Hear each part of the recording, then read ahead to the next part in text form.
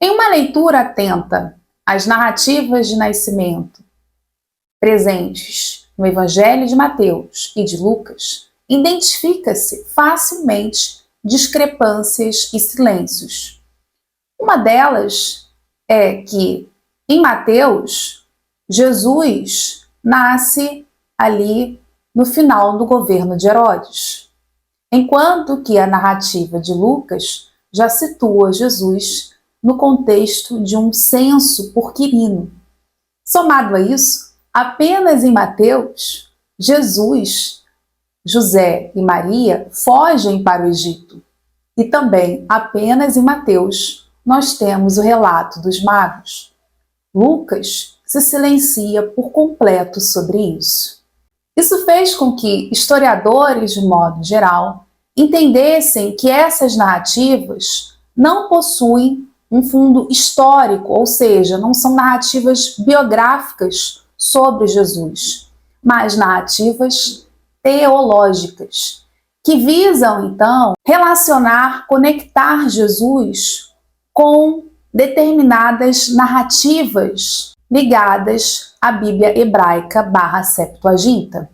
Por exemplo, a narrativa de nascimento de Mateus seria uma clara conexão entre Jesus e Moisés, a tal ponto de o relato de nascimento de Jesus ter inúmeros paralelos com o de Moisés. Eu, inclusive, aqui no canal, já conversei sobre isso com vocês. Quem perdeu, clica aqui em cima que o link deve estar aparecendo do vídeo.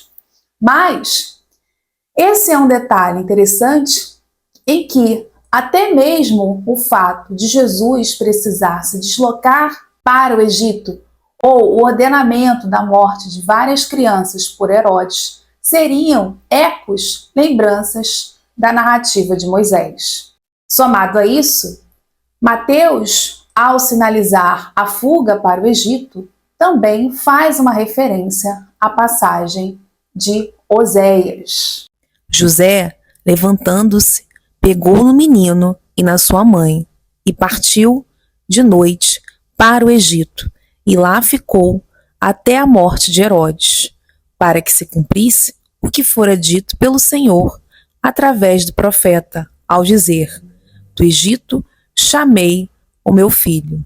Esse trecho final, o autor do Evangelho de Mateus faz uma clara referência a Oséias 11:1, de forma, então, a tornar essa narrativa da infância como algo profetizado, nesse sentido, uma teologia em cima do texto de Oséias. Somado tudo isso, conclui-se então que as narrativas de nascimento, além de serem distintas, possuem finalidades teológicas próprias e, por isso, não a lemos como um elemento histórico. Contudo, não é apenas do ponto de vista contemporâneo que percebeu-se essas diferenças de relatos.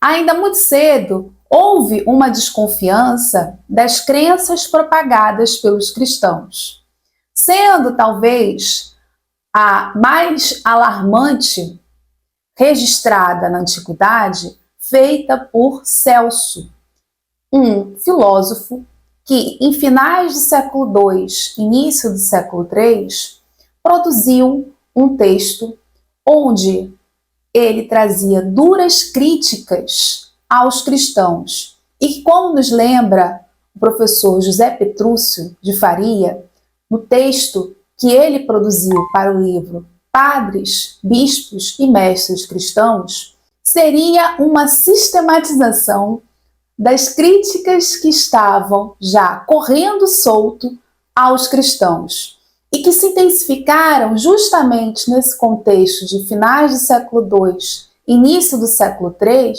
momento em que há um processo de expansão do cristianismo e o ingresso de personagens como Orígenes às estruturas imperiais romanas, que teriam deixado não cristãos bastante insatisfeitos e que estariam culpabilizando cristãos da onda de instabilidade, de mudanças do ponto de vista político e econômico que estavam ocorrendo no cenário do Império Romano.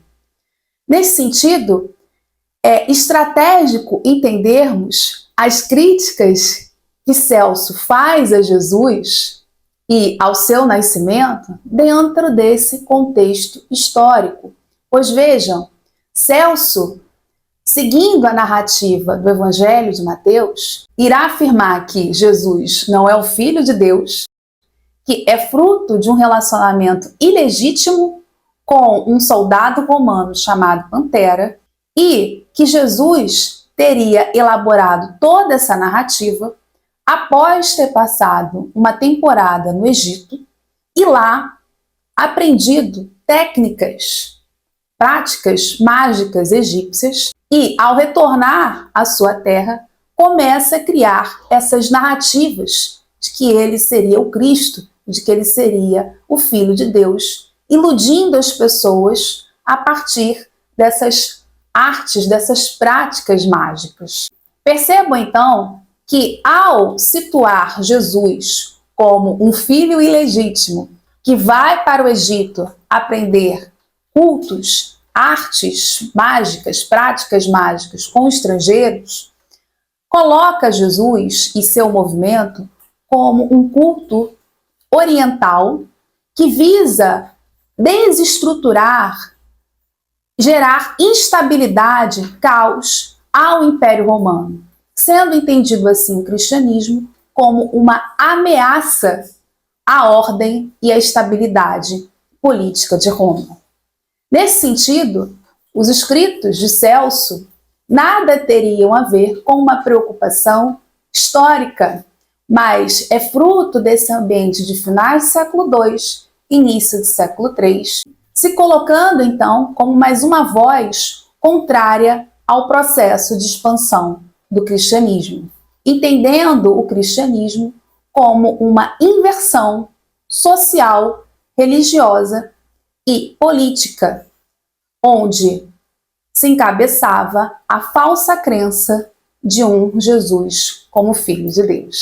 Somado a isso, é interessante entendermos, então, que as narrativas de nascimento sobre Jesus sejam com o intuito de legitimá-lo como uma divindade ou desqualificá-lo, contá-lo como um mago, um charlatão que recria, inventa uma história de nascimento, teriam uma única finalidade: produzir retratos sobre Jesus, e em nada falam sobre o Jesus histórico. Somado a isso, essas narrativas de nascimento revelam um retrato interessante e muito antigo sobre Jesus, que ainda muito cedo, Jesus foi inserido dentro de um ambiente mágico. Então, seja para falar bem ou mal de Jesus, o ponto de partida é sempre esse ambiente da magia, sempre esse campo dos milagres.